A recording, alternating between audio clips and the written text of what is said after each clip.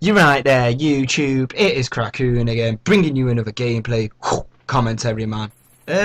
Bringing you something a lot different today. You know, I had a COD upload just beforehand, in which I uploaded the vid, and it was towards the second stage of the MCC commentator challenge. So if you've not already checked that out, go check that out as well. But like I said, man, I'm going to be swapping up my channel a little bit recently to come, and if you have a look at this, man, this is actually a new game come out called Bodycount, right? My believing or my understanding is that this game is developed by the same people who did the 2006 title called Black, and I never played Black, to be honest, but as you can see here, I'm kind of scrubbing out, being a little bit of a noob and everything like that. I'm not 100% sure what gun I'm using. I think it might be, it says there, the MP7, so I don't know whether I know it's an upgrade of the MP5 or whatever like that, but essentially this is going to be just kind of a little kind of review. It's about an 8-minute video.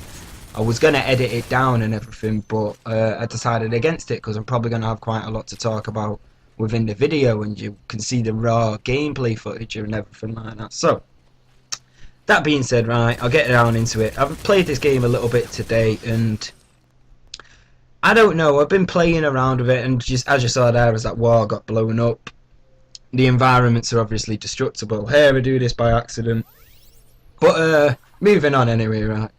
Essentially this game's come out and it's relatively new, and what it's offering to me, what I'm seeing at the moment, is a mix between Battlefield and the whole kind of mechanic of Battlefield, as well as Halo, as in you kind of like futuristic men and the whole kind of futuristic scheme and everything like that. And this is a deathmatch or a free-for-all, if you want to say like that, and it was like one of my very first free-for-alls that I've played, and the fact of the matter is I'm really kind of enjoying this game to begin with, and getting to grips with a game, as you usually do when you get a new game. You're seeing what the game's all about, feeling the flow of the game and everything like that. But for some people it may not be their cup of tea, but I see myself as a pretty versatile gamer, being able to perform in a variety of different first-person shooters, or generally speaking in first-person terms, because this is obviously a first-person shooting game. But going down to it, I'll break it down for you in little statistics and everything like that. The fluidity of the game is pretty decent.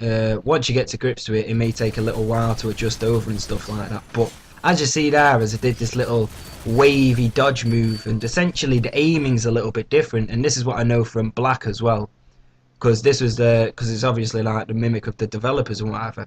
From Black, they had it as in you couldn't aim down your sights, but you just had a constant reticle that you could constantly be able to shoot directly at it from where this little dot was. And what they've done in this, they've kind of gone a little bit more in depth. They've kind of built in this mechanic, as in you've got you can use cover to your advantage, and essentially what you can do, you can go up behind cover, aim down your sight, and you'll be able to do a little kind of, I like to call it the wobble move, and you can either wobble out around the corner, wobble the opposite way around the corner, and generally use that to your advantage. You don't fully aim down the sights, it still kind of gives you the third person perspective or whatever like that, but obviously firing from the hip does still perform under pressure like that, and gives you the mobility and still being able to move and run and gun, you could say.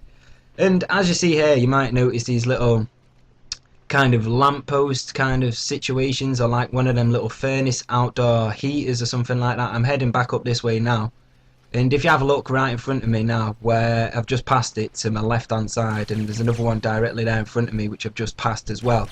Essentially what these are weapon pickup points, and what you've got to do is you've got to collect intel to gain access to be able to use these weapon pickup points and essentially pick up new weapons, and you go back to there to resupply your weapons. And I really like this concept about it. You see it's like got some smoke around it and everything like that. I really like this concept about it, so I might bring some more gameplay footage with different weapons once I can unlock them or whatever like that. But I thought I'd just kind of get you this first kind of initial review out there onto my channel.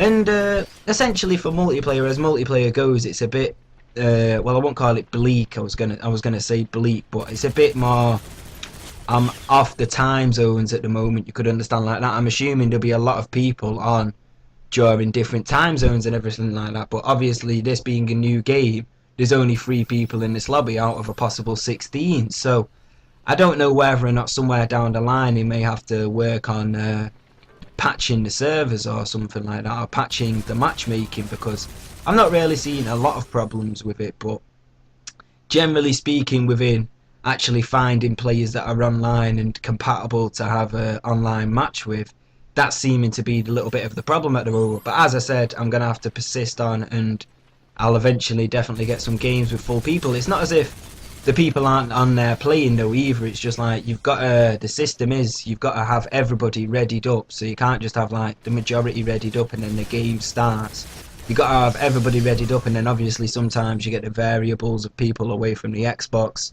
You could be waiting quite a while, so that's kind of a little hindrance to it, as I can see within within multiplayer mode or whatever you say like that. But right here towards the end, you see I go on an absolute little tear, absolutely ripping it apart. And as I said before, all the environments are destructible, so you can actually, you unlock weapons by collecting these little green thingies that are flying towards me now, I think. And they give you like a little kill streak thing, and I'm not 100% sure about the kill streaks scheme system or whatever you want to say like that. I know you've got like a UAV jammer on the right, no, on the left of the thumbstick, right? On the right hand side, I'm pretty sure you get like increased bullet damage against a particular kind of like enemy or something like that. And then the one at the very top is the syringe, which can give you like superhuman strength to take more damage or whatever you want to say like that. It gives you kind of like a cloaking shield. And then the final one at the very bottom of the D-pad is the airstrike, which is appearing to be the only lethal kill streak. So in a way, the game does bring some concepts of getting rewarded for getting kill streaks and whatever you want to say like that. And here you see I'm kind of practicing with the little wobble move like that, and it does take a while to get used to, and you may have to work on it a little bit. But I'm not saying it's hard, because I kind of picked it up within like the first couple of games of it. And you see I'm doing a little dip move here, and the thing is you can like wobble in and out of cover, but because your bullet spread will be keep on constantly moving, you usually guaranteed a kill. And as far as the hit detection goes and everything like that, the hit detection does seem relatively good. It's not as if it doesn't respond or anything like that. But the only discrepancy that I do have at the moment is the controller scheme.